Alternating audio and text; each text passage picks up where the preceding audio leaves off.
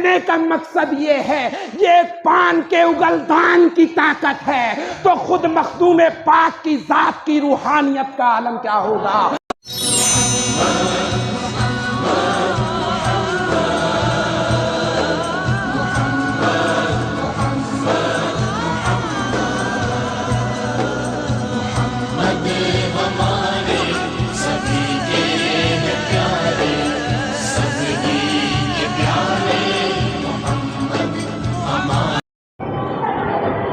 ان کی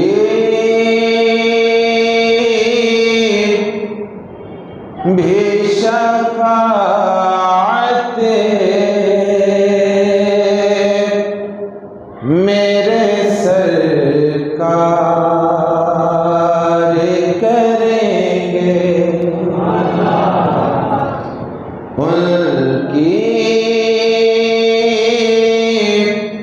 بھی شفاعت میرے سرکار کریں گے، جو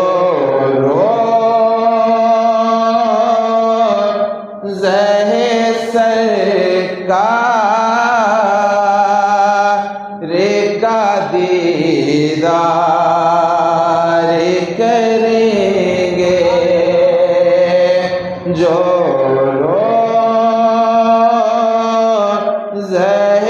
سرکار کا دیدار کریں گے۔ بہت ہی پیارا شعر کہ روکو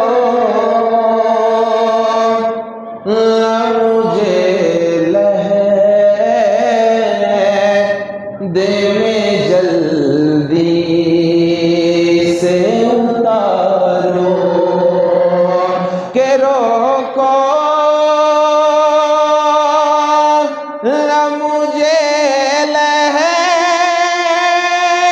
میں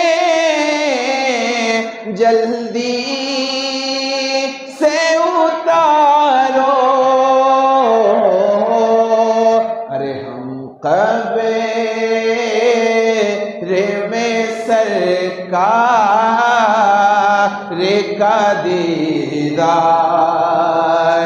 کریں گے، ہم قبر میں سرکار کا دیدار کریں گے۔ بیمار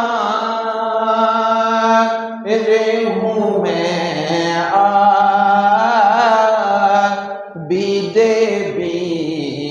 بیمار کے در کا۔ عابد بیمار آپ سب سمجھتے ہی ہوں گے، سید الساجدین سرکار سیدنا امام زین العابدین علی جدہ علیہ السلام کو عابد بیمار کہا جاتا ہے۔ بیمار ہوں میں عابد بیمار کے در کا، کہ بیمار ہوں میں عابد بیمار کے در کا، اب میری دوا عابد بیمار کریں گے، اب میری دوا عابد بیمار کریں گے۔ میں قبر میں کہہ دوں گا فرشتوں سے کہ جاؤ، کہ میں قبر میں کہہ دوں گا فرشتوں سے کہ جاؤ اب جو بھی کریں گے میرے سرکار کریں گے اب جو بھی کریں گے میرے سرکار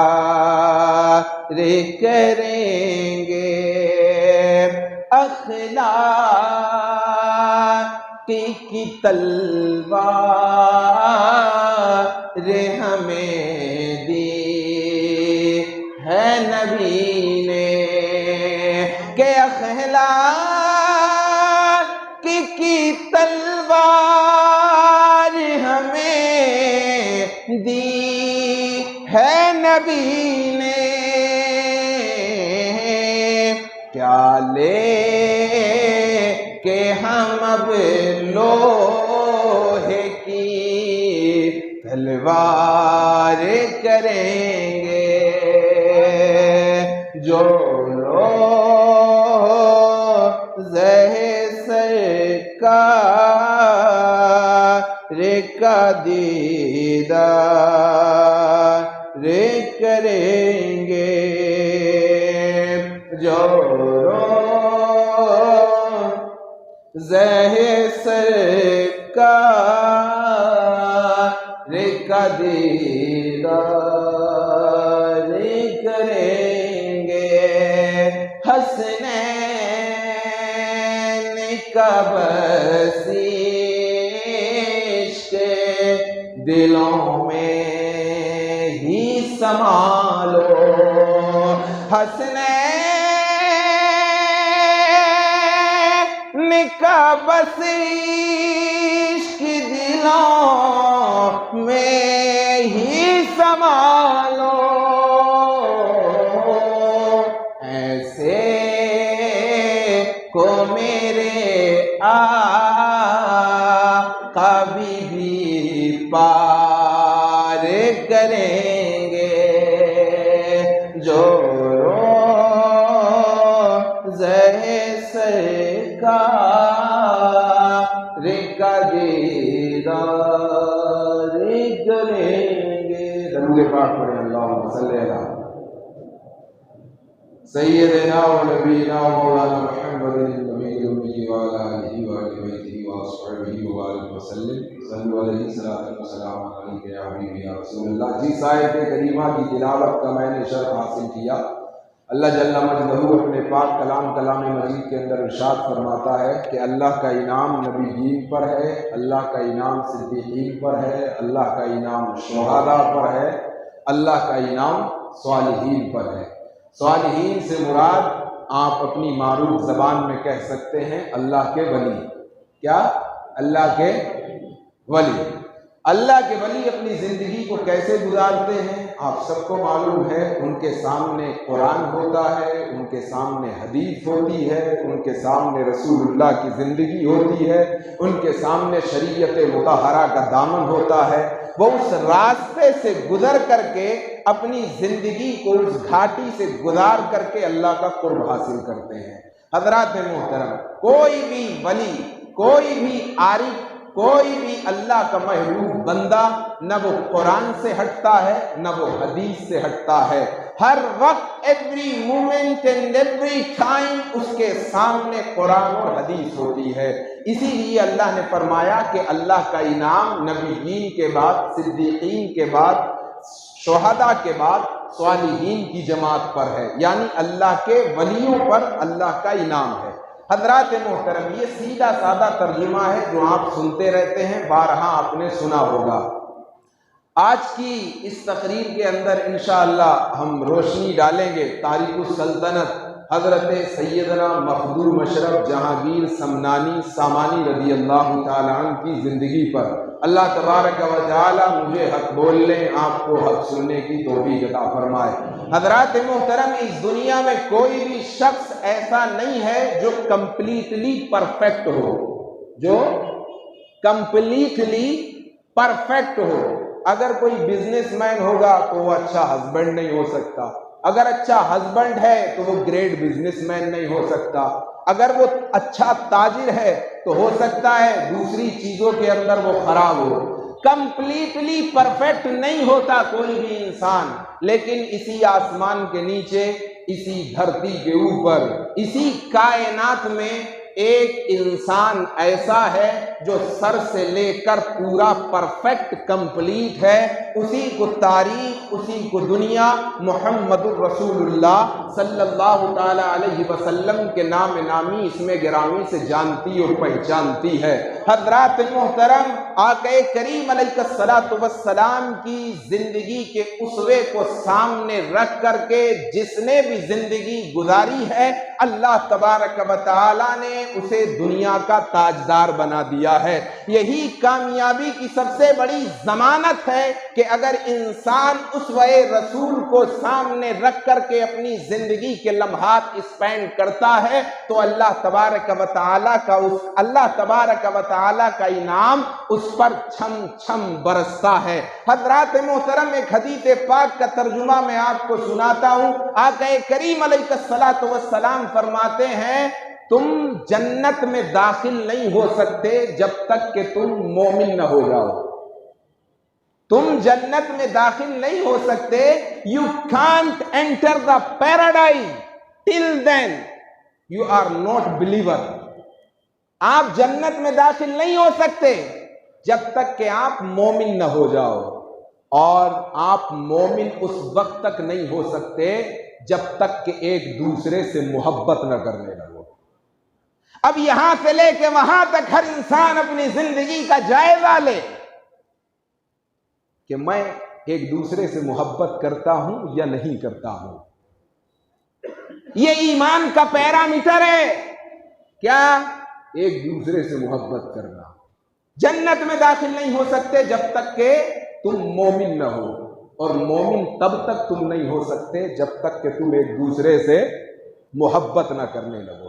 یہ پیرامیٹر ہے پیراڈائز کے اندر انٹر ہونے کا۔ حضرات محترم، اب آپ اپنی زندگی کا جائزہ لیتے رہیے۔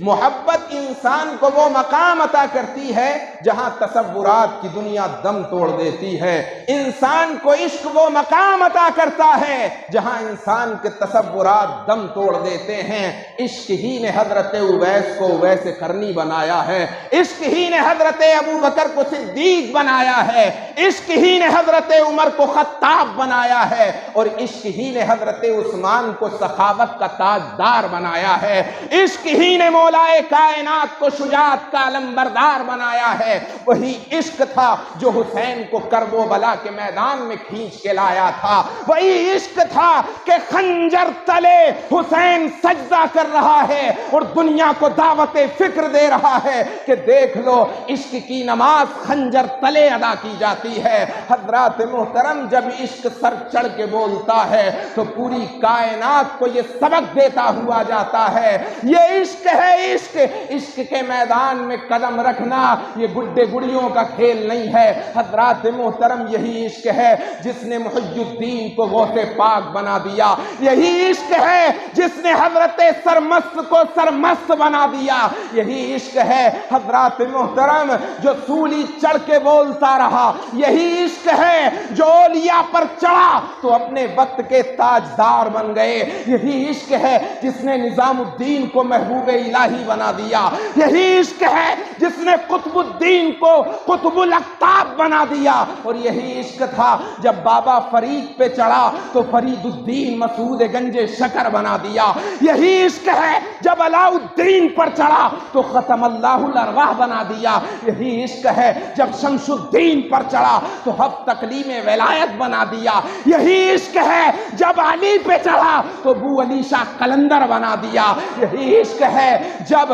مخدوم اشرف پر چڑھا تو محبوب سبحانی بنا دیا، محبوب سبحانی بنا دیا۔ حضرات محترم، عشق جب چڑھتا ہے تو اپنے رنگ دکھاتا چلا جاتا ہے۔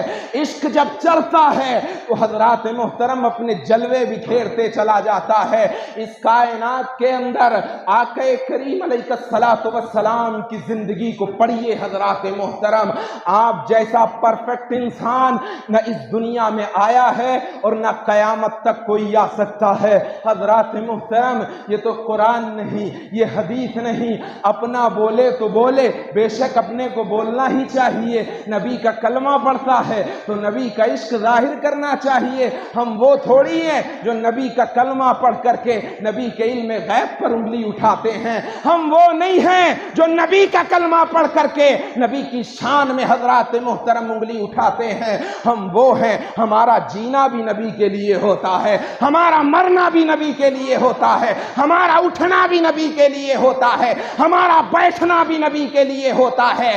جب تک جسم میں جان ہے، جب تک اس جسم کے اندر خون کا ایک ایک قطرہ ہے، خون کا ہر قطرہ عشق نبی میں چڑھتا ہوا نظر آئے گا، خون کا ایک ایک قطرہ نبی کے عشق میں بولتا ہوا نظر آئے گا۔ تبھی تو اعلیٰ حضرت عظیم البرکت مجدد دین و ملت پکار کے بولے، جان ہے عشق مصطفیٰ روز کرے فضو خدا، جان ہے عشق مصطفیٰ روز کرے فضو خدا، روز کرے فضو خدا، روز کرے فضو خدا۔ اس کو ہو درد کا مزہ تو ناز دوا اٹھائے کیوں؟ حضرات محترم اور فرماتے ہیں، اللہ کی سرتاب قدم شان ہے یہ، انسان ہی انسان وہ انسان ہے یہ۔ قرآن تو ایمان بتاتا ہے انہیں، ایمان یہ کہتا ہے میری جان ہے یہ۔ حضرات محترم، اپنے بولے تو کیا بولے، جب غیر بولے تو کیا خوب بولے۔ آپ ہی کی ساؤتھ کی سرزمین کا ایک پروفیسر ہے فزکس کا، بہت بڑا پروفیسر، KR راؤ اس کا نام ہے۔ جو بچے پڑھے لکھے ہیں شاید وہ جانتے ہوں گے۔ آپ تو بمن بمن کہتے ہیں، لیکن اصل لفظ ہے برہمن۔ کیا ہے؟ برہمن۔ آپ کے یہاں پر تو مشہور ہے بمن، لیکن اصل لفظ ہے برہمن۔ ذات کا برہمن ہے KR راؤ، فزکس کا بہت بڑا پروفیسر۔ جب زبان کھولتا ہے آقا کائنات کے بارے میں تو بولتا ہے، اس پیراگراف کو جتنی مرتبہ پڑھیے آپ کو لطف آئے گا۔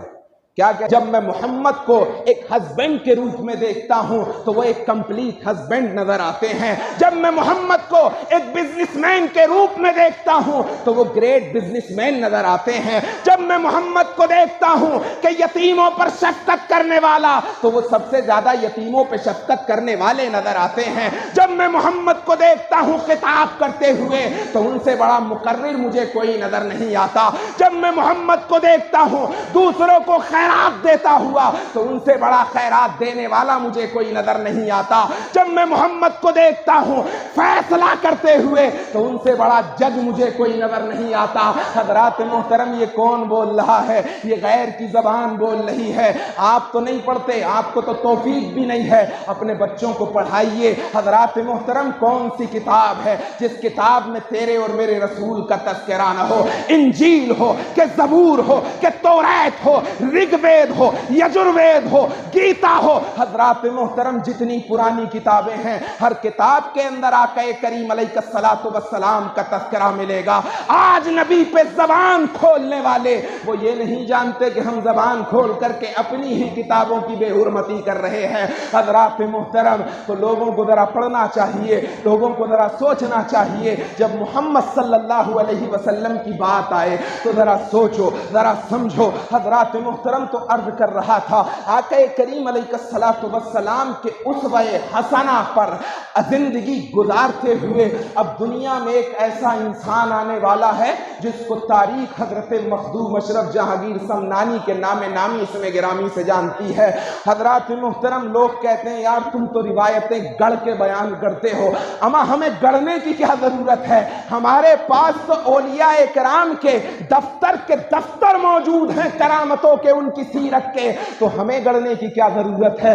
حضرات محترم، بات شروع کروں گا حضرت شیخ محقق کے قول سے۔ کون؟ حضرت شیخ عبدالحق محدث دہلوی، جن کے قول کو حجت مانا جاتا ہے تاریخ کے اندر۔ حضرات محترم، حضرت شیخ فرماتے ہیں، ان کا قول ہے، انہوں نے کیا کہا کہ میں نے غریب نواز کے مزار پر جب فاتحہ پڑھی تو فاتحہ پڑھنے کے بعد میں جب میں دعا مانگنے میں مشغول مشغول ہو گیا تو مجھے گنبد سے ایسی آواز آئی، اے شیخ آنے والے زمانے میں ہمارے سلسلے میں ایک ایسا بزرگ پیدا ہوگا جس کا نام مخدوم اشرف جہانگیر سمنانی ہوگا۔ حضرات محترم ابھی پیدا نہیں ہوئے ہیں، بشارتیں پہلے مل رہی ہیں، آؤ اور آگے بڑھو، تمہیں سرکار غوث پاک کی بارگاہ میں لے کے چلتا ہوں۔ ایک شخص آیا، عرض کرنے لگا سرکار ابھی تک اولاد نہیں ہوئی ہے، آپ اللہ کی بارگاہ میں دعا کر دیں، رب قدیر میری گود ہری کر دے۔ غوث پاک نے لوح محفوظ پڑھا اور کہا کہ تیری قسمت میں، تیری تقدیر میں کوئی اولاد نہیں ہے، اب مانگنے والا ایسا ہو جیسا وہ تھا، ہم جیسا نہیں۔ چوکھٹ پہ تو جاتے ہیں، سرکار کی بارگاہ میں دعا کرتے ہیں، جیسے ہی چوکھٹ سے نکلتے ہیں دل ڈب مک کرنے لگتا ہے، پتہ نہیں دعا قبول ہوگی یا نہ ہوگی۔ حضرات محترم ایسے دعائیں قبول نہیں ہوتی۔ آپ پیرامیٹر دیکھیے مانگنے کا کہ پیرامیٹر کیا ہے۔ سرکار کی بارگاہ میں کہنے لگا سرکار اگر تقدیر میں ہوتا تو تھوڑے پاس کیوں آتا؟ اگر تقدیر میں ہی ہوتا تو پھر آپ کے پاس آنے کی کیا ضرورت تھی؟ سرکار غوث پاک نے فرمایا اچھا اگر ایسی بات ہے تو سن، اللہ تبارک و تعالی مجھے ایک اولاد عطا کرنے والا ہے، لیکن میں رب کی بارگاہ میں دعا کرتا ہوں کہ وہ اولاد تجھے عطا کر دے۔ حضرات محترم اتنا کہنا تھا، دن گزرتے گئے، آنے والے کے یہاں ایک بیٹا پیدا ہوا۔ جب وہ بیٹا پیدا ہوا تو جانتے ہو وہ کون تھا؟ تاریخ اس کو حضرت شیخ محی الدین ابن عربی کے نام نامی اس میں گرامی سے جانتی ہے۔ کون محی الدین ابن عربی؟ پوری دنیا میں جس کی ذات پر پی ایچ ڈی ہو رہی ہیں۔ کون محی الدین ابن عربی؟ جس کو سید الکاشفین کہا جاتا ہے۔ کشف سمجھتے ہیں آپ؟ کشف اسے کہتے ہیں جب اللہ والا آنکھیں بند کرتا ہے تو اس کائنات کی جتنی چھپی ہوئی چیزیں ہیں ان سب کو دیکھتا ہے، اس کو کشف کہا جاتا ہے۔ آپ کو سید الکاشفین کہا جاتا ہے۔ حضرات محترم آپ فرماتے ہیں حضرت شیخ محی الدین ابن عربی جو غوث پاک کی مانوی اولاد ہیں اور غوث پاک کی دعا سے پیدا ہوئے ہیں، آپ حج بیت اللہ کا طواف کر رہے ہیں۔ طواف کرتے کرتے آپ نے دیکھا کہ ایک شخص بڑی نورانی، حضرات محترم اس کی روح ہے، لگتا ہے کہ کوئی آسمانی مخلوق نظر آ رہی ہے، لبیک لبیک کی صدائیں بلند کرتا ہوا خانہ کعبہ کا طواف کر رہا ہے۔ حضرت شیخ محی الدین ابن عربی نے اس سے پوچھا کون ہو، کہاں سے آئے ہو؟ میں تم سے ایک سوال کرنا چاہتا ہوں۔ کہا کرو۔ کہا کیا مجھے بتا سکتے ہو کہ اس وقت کا غوث کون ہے؟ حضرات محترم یہ یاد رکھیں، غوث ہر زمانے کا الگ ہوتا ہے، لیکن غوثیت کبریٰ پہ جو فائز ہیں وہ حضرت شیخ محی الدین عبد القادر جیلانی غوث پاک ہیں۔ وہ تب تک غوثیت کبریٰ کے مقام پہ رہیں گے جب تک کہ حضرت امام مہدی نہ آ جائیں۔ پہلا غوثیت کبریٰ کے مقام پہ فائز ہونے والا کوئی اور نہیں، مولا علی مشکل کشائے دو جہاں ہیں۔ ان کے بعد حضرت امام حسن، ان کے بعد امام حسین، ان کے بعد سید الساجدین امام زین العابدین، اس کے بعد حضرت امام جعفر، اس کے بعد حضرت سیدنا امام تقی، اس کے بعد حضرت سیدنا امام نقی، حضرت موسیٰ رضا کاظم، حضرت سیدنا امام حسن عسکری۔ یہ سلسلہ چلتا ہوا غوث پاک کے مقام پر آ کر کے ٹھہرتا ہے۔ وہ غوث پاک جو فرماتے ہیں نظر تو الی بلاد اللہ جمعاً، میں اللہ کی کائنات کو ایسے دیکھتا ہوں جیسے ہاتھ کی ہتھیلی پر رائی کا دانہ دیکھتا ہوں۔ حضرات محترم اب شیخ محی الدین ابن عربی نے پوچھا اس آنے والے سے ذرا یہ بتاؤ کہ اس وقت کا غوث کون ہے؟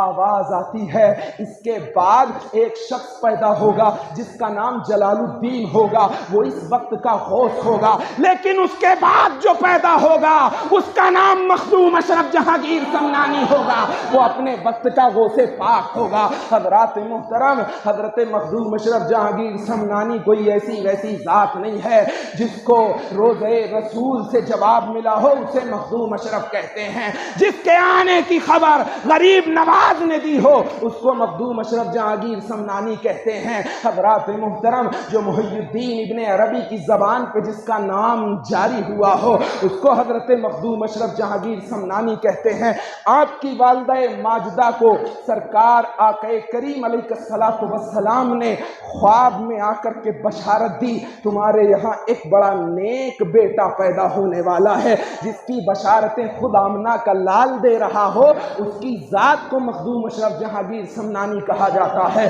حضرات محترم پیدا ہوئے آپ 5 سال کی عمر میں تاریخ کے اندر آتا ہے، 5 سال کی عمر میں 7 قراتوں کے حافظ ہو چکے تھے حضرات محترم، اور 14 علوم پر آپ کو مہارت تامہ حاصل تھی۔ حضرت خضر بچپن ہی میں آپ کو تعلیم دینے آتے تھے، بچپن ہی کے زمانے میں حضرت اویس قرنی نے آپ کو اپنے سلسلے کی تعلیم دے دی تھی۔ حضرات محترم وقت گزرتا گیا، زمانہ بڑھتا گیا، جیسے جیسے آپ بڑے ہوئے آپ سب جانتے ہیں کہ آپ نے تخت سلطنت کو لات ماری، اور لات مارنے کے بعد آپ ملک ہندوستان کی طرف رواں دوا ہوئے۔ حضرات محترم آپ یہ سوچتے ہوں گے کہ آپ لوگ مولانا لوگ ایسی کرامتیں بیان کرتے رہتے ہیں، گڑ گڑ کر کے ایسی واقعے بیان کر دیتے ہیں، نہ جن کی کوئی سند ہوتی ہے، نہ جن کا کوئی سر ہوتا ہے، نہ جن کا کوئی پیر ہوتا ہے۔ حضرات محترم ایک بات یاد رکھیں، اللہ کو تو سب مانتے ہیں، ابھی میں آپ کو سمجھا دیتا ہوں، اللہ کو سب مانتے ہیں، مانتے ہیں کہ نہیں؟ اللہ کی وحدانیت پر آپ کا اقرار ہے، کلمہ پڑھتے ہیں آپ نے اللہ کو دیکھا نہیں، کس کے دیکھنے سے آپ نے اللہ کو مان لیا؟ ذرا جلدی جلدی بولیے، آپ کی نالج میں بھی اضافہ ہوگا، انکریز یور نالج۔ اللہ کو ایک آپ نے کس کے کہنے پہ مانا؟ حضور کے کہنے پہ آپ نے اللہ کو ایک مان لیا۔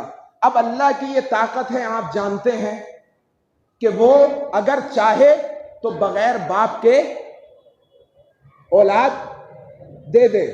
آپ کہو گے مولانا ذرا ایگزامپل دیجئے، تو آپ قرآن پڑھ لیجئے۔ حضرت مریم نے شادی کی تھی؟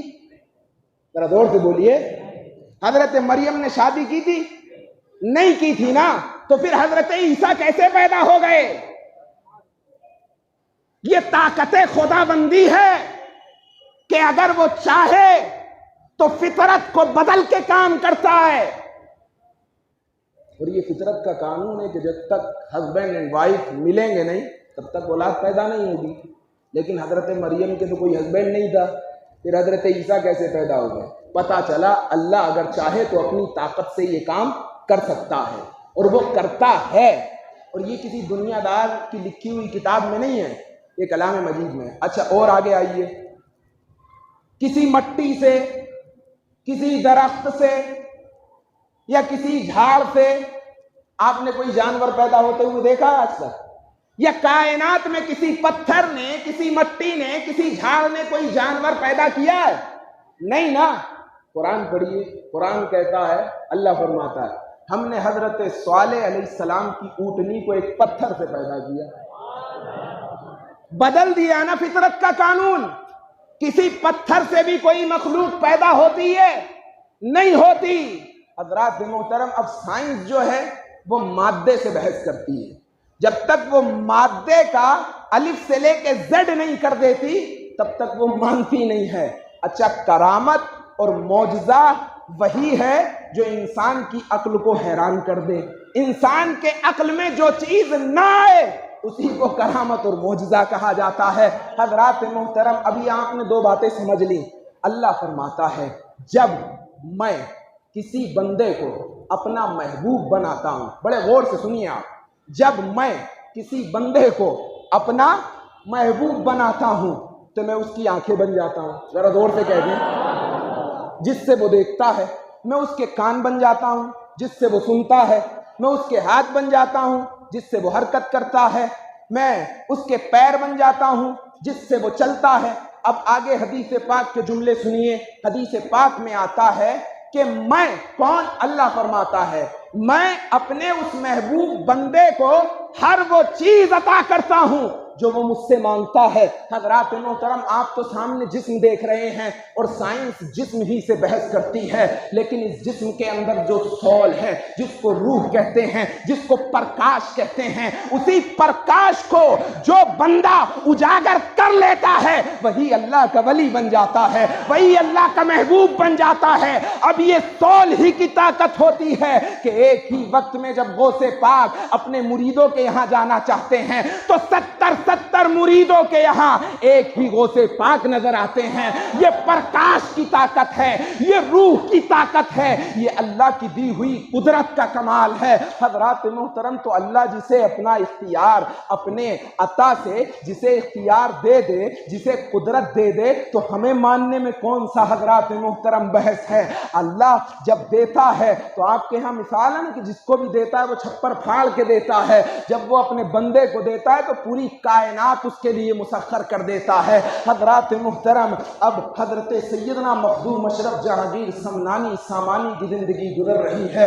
اسوہ رسول کا حضرات محترم ایسا پیراہن آپ نے اوڑھ لیا ہے، جب چلتے ہیں تو لگتا ہے واقعی یہ کالے رسول جا رہا ہے، لگتا ہے کہ نبی کا غلام جا رہا ہے۔ حضرات محترم آپ تو پیر تلاش کرتے ہیں پیر، لیکن قربان جائیے مخدوم پاک کی ذات پر۔ حضرات محترم جب چلے ہیں تو حضرات محترم حضرت خضر آپ کے ساتھ میں ہیں۔ حضرت خضر انشاءاللہ ان کی زندگی پہ پھر کبھی پورا ایک تقریر کریں گے حضرت خضر علیہ السلام کی زندگی پہ۔ حضرات محترم یہ حضرت خضر ہیں جن کو ابھی تک موت نہیں آئی ہے، جن کو قیامت تک اللہ تبارک و تعالی نے حیات بخشی ہے، یہ قیامت تک زندہ رہیں گے۔ حضرت خضر حضرات محترم حضرت مخدوم اشرف جہانگیر سمنانی کو لے کے آ رہے ہیں۔ پنڈوا شریف کی سرزمین ہے۔ حضرت علاء الحق پنڈوی اپنے مریدوں کے ساتھ اپنی خانقاہ سے باہر نکلتے ہیں۔ حضرات محترم جب کسی وقت کوئی عجیب چیز ہوتی ہے تو مرید پریشان ہو جاتے ہیں۔ اب مریدوں نے پوچھا حضرت یہ تو وقت نہیں ہے آپ کا باہر نکلنے کا، اور ایسے عام طور پر آپ باہر جاتے بھی نہیں ہیں، آخر ماجرا کیا ہے؟ آپ فرماتے ہیں ایک آلے رسول آ رہا ہے، ایک سید زادہ آ رہا ہے، ایک نبی کی آل کا ایک انسان آ رہا ہے، میں اس کے استقبال کے لیے باہر کھڑا ہوں۔ ارے حضرات محترم جس کا استقبال خود اس کا پیر کرے اس کو مخدوم اشرف جہانگیر سمنانی کہتے ہیں۔ آپ پہنچے ہیں خانقاہ، دیکھا کہ آپ کے پیر و مرشد حضرت علاء الحق پنڈوی حضرات محترم کھڑے ہیں دروازے پر۔ حضرت علاء الحق پنڈوی آپ کو لے کر کے اپنی خانقاہ میں گئے۔ اب خانقاہ کے اندر ایک مزاج تھا کہ ہر مرید کوئی نہ کوئی کسی خدمت پر معمور تھا۔ آج تو ادب ہمارے دلوں سے بھی نکل چکا ہے، ہمارے ذہن سے بھی نکل چکا ہے، ہم سامنے تو ادب کرتے ہیں لیکن پیچھے ادب نہیں ہوتا۔ حضرات محترم کسی نے کیا خوب فرمایا تھا، ادب گاہیست زیر آسماں اد عرش نازک تر نفس گم کردمی آیت جنید و بایزیدی جاں۔ حضرات محترم یہ عشق ہے اور یہ محبت ہے اور یہ ادب ہے جو انسان کو اعلیٰ اور عرفہ کرتی ہے۔ ایک بزرگ ہیں حضرت شیخ برہان الدین غریب، برہان پور میں ان کا مزار ہے، محبوب الہی کے مرید اور خلیفہ ہیں۔ آپ کی زندگی کے بارے میں آتا ہے کہ 20 سال تک آپ نے اپنے پیر کی طرف پیٹھ نہیں کی تھی۔ کتنا؟ 20 سال۔ حضرات محترم تبھی تو یہ مقام ملا ہے، ادب انسان کو بہت آگے پہنچاتا ہے۔ تو سرکار مخدوم پاک کے پیر و مرشد کی خانقاہ میں مریدوں کو کچھ نہ کچھ حضرات محترم خدمت پر معمور تھے۔ آپ نے فرمایا اپنے پیر و مرشد سے سرکار مجھے بھی کوئی خدمت پر آپ معمور کر دیں۔ پیر نے فرمایا بیٹے مجھے شرم آتی ہے تم سے خدمت لیتے ہوئے۔ اللہ اکبر کبیرہ، جس کی عزت کا مقام اس کے پیر کی نظر میں ایسا ہو اسی ذات کو مخدوم اشرف جہانگیر سمنانی کہا جاتا ہے۔ آئیے بس ایک واقعہ سرکار مخدوم پاک کا سنا کر کے اپنی تقریر کو ختم کروں گا۔ حضرات محترم آپ تبلیغ کرتے ہوئے سرکار غریب نواز کے بعد، سرکار غریب نواز کے بعد سب سے زیادہ اگر کسی غیروں کو کلمہ پڑھایا ہے تو وہ مخدوم اشرف جہانگیر سمنانی کی ذات ہے۔ سرکار غریب نواز کے سامنے بھی جادوگر اور جوگی تھے اور مخدوم پاک کے سامنے بھی وقت کے بہت بڑے جادوگر اور جوگی تھے۔ حضرات محترم یہ بات یاد رکھیں کہ ضد کے مقابلے میں ضد آتی ہے. مثال کے طور پر مقرر کے مقابلے میں مقرر آئے گا، ٹیچر کے مقابلے میں ٹیچر آئے گا، اسٹوڈنٹ کے مقابلے میں اسٹوڈنٹ آئے گا. یہ ضد ہے.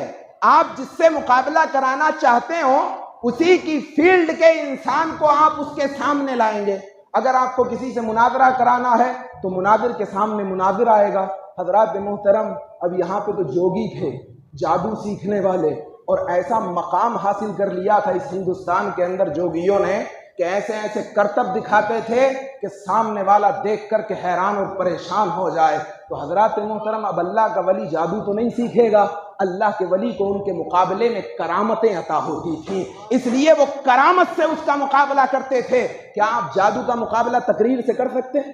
کیا آپ جادو کا مقابلہ پڑھائی سے کر سکتے ہیں؟ کیا آپ جادو کا مقابلہ انجینئرنگ سے کر سکتے ہیں؟ کیا آپ جادو کا مقابلہ فزکس سے کر سکتے ہیں؟ نہیں. جادو کے مقابلے میں ایسی چیز آنا چاہیے جو جادو کو زیر کر دے. حضرات محترم، جب آپ جون پور آئے تو جس مقام پر آج آپ کا مزار ہے، اس کا نقشہ آپ کے پیر و مرشد نے سرکار مخدوم پاک کی ہتھیلی میں دکھا دیا تھا. آج تو آپ گوگل کا بہت بڑا نقشہ دیکھتے ہیں نا، پورا نقشہ دیکھتے ہیں تب آپ کو سمجھ میں آتا ہے یہاں ممبئی ہے، یہاں کیلکٹا ہے، یہاں بنگلور ہے، یہاں ہبلی ہے، یہاں گوا ہے. لیکن اللہ والوں کی شان نرالی ہوتی ہے. آپ کے پیر و مرشد نے آپ کی ہتھیلی میں، اپنی ہتھیلی میں جون پور کا یعنی کچھوچا کا نقشہ دکھا دیا تھا کہ یہ وہ مقام ہے میرے مرید، جس مقام پہ جا کے تجھے ٹھہرنا ہے. لیکن آپ جس مقام پر آج آپ کا مزار ہے، جب یہاں پہنچے تو حضرات محترم، اس سے پہلے راستے میں ایک دن پہلے بیفور ون ڈے جب آپ کی چھوچا سے بھنڈوپ کی سرزمین پر آئے تو بھنڈوپ کی سرزمین پر ایک بہت بڑا بت خانہ تھا جہاں بتوں کی پوجا ہوتی تھی. اس کے اندر 500 جوگی حضرات محترم ہر وقت موجود رہتے تھے. ان کا سب سے بڑا ایک جوگی تھا جو جادو کے اندر بہت بڑا کمال رکھتا تھا. وہ چاہتا تھا تو ناگ بن جاتا تھا، چاہتا تھا تو کسی پرندے کی شکل اختیار کر لیتا تھا. اب وہ جا کر کے مسجد کے اندر نمازیوں کو بڑا پریشان کرتے تھے. جب مخدوم پاک کا ادھر سے گزر ہوا تو آپ کے عاشقوں نے، آپ کے مریدوں نے آپ سے کہا سرکار یہاں ایک جوگی ہے جو نمازیوں کو بہت پریشان کرتا ہے،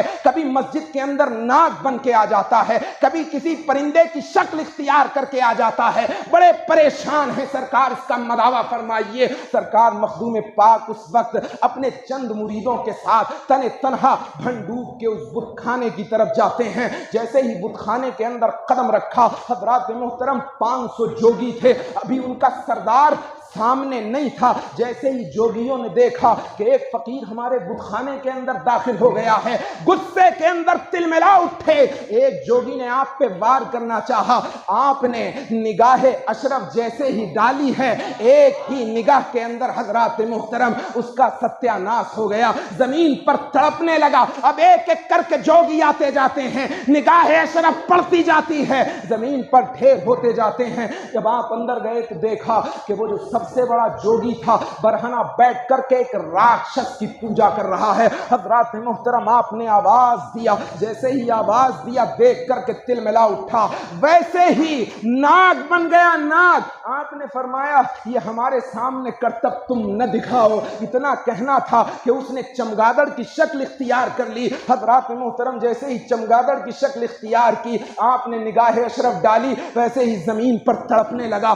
آپ کو ترس آ گیا. اللہ کا ولی ہمیشہ مخلوق پر رحم کرتا ہے، چاہے اس کے سامنے دشمن ہی کیوں نہ آ جائے. جیسے ہی آپ کو رحم آیا، آپ نے ہاتھ لگایا، ویسے ہی انسانی شکل کے اندر نمودار ہو گیا. حضرات محترم قدموں پہ گرا، کہا سرکار معاف فرما دیجئے، حلقہ بگوش اسلام کر لیجئے. جب یہ منظر اس کے چیلے چپاٹے دیکھ رہے تھے تو اسی وقت 500 جوگیوں نے حلقہ بگوش اسلام ہو کر کے مخدوم پاک کی حضرات محترم بیعت اختیار کی. اب اس کا نام آپ نے جمال الدین راوت رکھا. اس کا نام راوت تھا، کوئی اور نام تھا، لیکن بدل کر کے آپ نے اس کا نام جمال الدین رکھا. تاریخ کے اندر ابھی وہ جمال الدین راوت کے نام سے مشہور ہے. جب جون پور آئے ابھی ایک دن ہوا ہے مرید ہو کر کے، ابھی ایک دن ہوا ہے اسلام کے دامن میں آئے ہوئے. جب جون پور آتے ہیں تو اس مقام پر جہاں آپ کا مزار ہے وہاں بھی جوگیوں کا بسیرا ہے. حضرات محترم جیسے ہی آپ نے دیکھا بات کی اور ان سے کہا کہ اس مقام سے چلے جاؤ، یہ ہمارے ٹھہرنے کی جگہ ہے۔ کہا ایسے نہیں جائیں گے جب تک کہ مقابلہ نہیں ہوگا۔ مخدوم پاک نے کہا کہ میں ایرے غیرے کا مقابلہ نہیں کرتا۔ آل رسول کی یہ کیا شان ہے کہ وہ ایرے غیرے سے مقابلہ کرنے لگے۔ ان کا جو سب سے بڑا جوگی تھا، کہا جب تک مقابلہ نہیں کرو گے تب تک یہ دامن نہیں چھوڑیں گے، تب تک یہ جگہ نہیں چھوڑیں گے۔ آپ نے فرمایا تو پھر سن، تجھ سے مقابلہ ہمارا ایک مرید کرے گا۔